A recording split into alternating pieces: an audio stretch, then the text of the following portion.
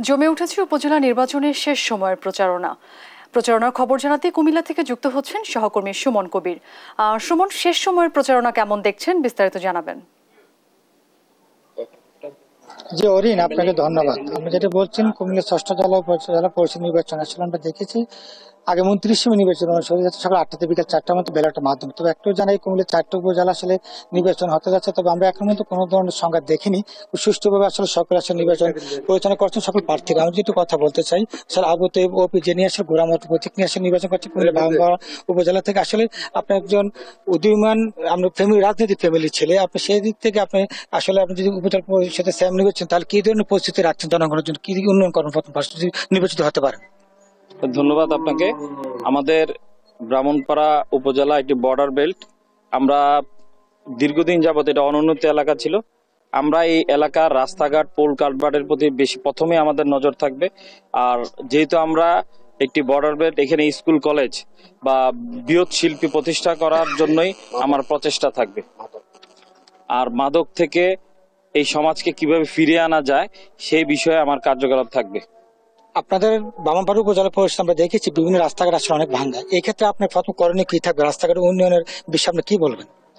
আমাদের প্রথম কাজটুকু হচ্ছে আমরা এই বিগত দিনে আমরা দেখেছি আমাদের এই উপজেলার এই যে রাস্তাঘাটগুলো হয়েছে আমাদের বরাদ্দর স্বল্পতার কারণে এই রাস্তাগুলো সময় মতো সমাপ্ত হতে পারে নাই। আরেকটি বিষয় হচ্ছে আমাদের প্রত্যেকটি রাস্তার পাশে আমাদের খালের ব্যবস্থা আছে, পুকুর বা খাল।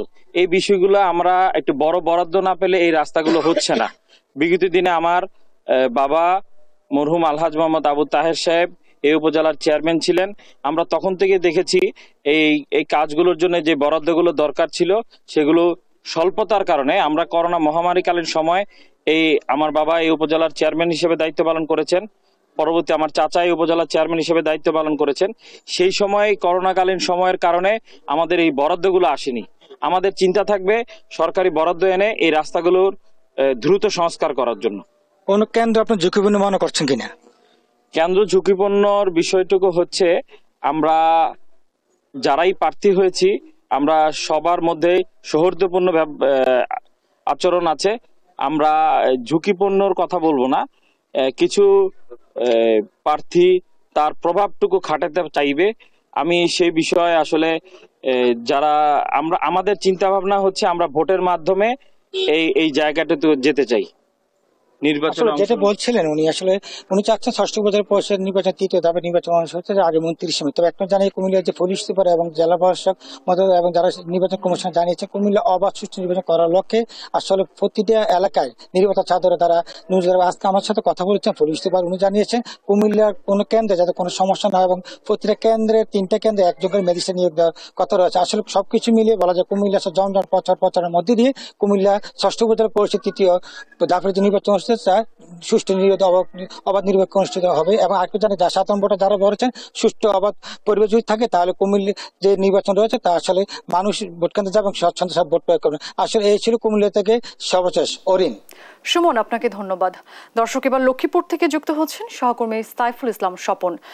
স্বপন, কেমন দেখছেন শেষ সময়ের প্রচারণা এবং প্রার্থী ও ভোটাররা কি বলছেন? অরিন, লক্ষ্মীপুরের তৃতীয় দফায় 29 মে লক্ষ্মীপুর সদর উপজেলা পরিষদের নির্বাচন অনুষ্ঠিত হবে। এই নির্বাচনে লক্ষ্মীপুর চেয়ারম্যান পদে 5 জন প্রতিদ্বন্দ্বিতা করছেন এবং ভাইস চেয়ারম্যান পদে 5 জন প্রতিদ্বন্দ্বিতা করছেন। এবং লক্ষ্মীপুর সদর উপজেলা নির্বাচনে প্রতিদ্বন্দ্বী প্রার্থী মধ্যে একজন আবুল কাশেম চৌধুরী আনাস প্রতীকে, তিনি 2 দিন আগে নির্বাচন থেকে প্রধান প্রতিদ্বন্দ্বী প্রার্থীকে সমর্থন দিয়ে নির্বাচন থেকে সরে দাঁড়িয়েছেন। এক্ষেত্রে নির্বাচনটা অনেকটা আমেজ কমে গেছে। তো আমরা যে নির্বাচনে যে ভাইস চেয়ারম্যান প্রার্থী এবং মহিলা ভাইস চেয়ারম্যান প্রার্থী তাদের মধ্যে নির্বাচনী প্রতিদ্বন্দ্বিতা হচ্ছে। আমরা এই মুহূর্তে একজন উপজেলা ভাইস চেয়ারম্যান প্রার্থীর সাথে কথা বলবো যিনি উড়োজাহাজ প্রতীক নিয়ে নির্বাচন করছেন। যে আপনি নির্বাচন করছেন, কিরকম গণসংযোগে কিরকম সাড়া পাচ্ছেন, আপনার নির্বাচনের প্রতিশ্রুতি কি? আসসালামু আলাইকুম। আমি 29 মে যে নির্বাচন, ওই নির্বাচনে আমি উড়োজাহাজ প্রতীক নিয়ে ভোট করতেছি। নির্বাচনে আমি গণসংযোগ অব্যাহত আছে, কিন্তু আমি নির্বাচনে প্রচুর পরিমাণে সাড়া পাচ্ছি, কিন্তু নির্বাচনী চেয়ারম্যান প্রতিযোগিতায় যে হওয়ার দরকার ওরকম হয় না বিদায় মানুষের ভিতরে এখনো নির্বাচনমুখী মানুষ, তবে 2-1 দিনের ভিতরে মানুষ আমার সম্ভবত কেন্দ্র যাবে, ভোট দেবে। আমি নির্বাচনী একজন সমাজকর্মী হিসেবে দীর্ঘদিন থেকে এই উপজেলায় কাজ করে যাচ্ছি। আমার নির্বাচনী কিছু ইশতেহার আছে, নির্বাচনে শিক্ষার উপর, এমনকি সুপেয় পানি যে আমাদের আর্সেনিক মুক্ত, আমরা উপকূলীয় অঞ্চলে মানুষ, উপকূলীয় অঞ্চলে আমরা আর্সেনিক মুক্ত পানির সুপেয় পানির ব্যবস্থা করার জন্য আমি উপজেলা প্রশাসন সাথে কাজ করে যাব, শিক্ষা প্রসারে কাজ করে যাব, এবং আমি যুবকদের জন্য খেলাধুলার ব্যাপারে যথেষ্ট ভূমিকা রাখবো। আমি উপজেলা বিভিন্ন সমবায় সমিতি এবং উপজেলা বিভিন্ন সংস্থার যে উন্নয়নমূলক কাজ এবং সমাজসেবী যে সংগঠনগুলো তাদেরকে নিয়ে কাজ করার বদ্ধপরিকর। উপজেলায় শিক্ষা প্রসারে বদ্ধপরিকর। উপজেলায় কৃষিখাতে যেন আমাদের সরকার যে কৃষিখাতকে 100% উন্নয়ন দেশ হিসেবে রূপান্তরিত করার যে প্রত্যয়, আমি এই তা করে যাব। ধন্যবাদ মামুন রশিদকে।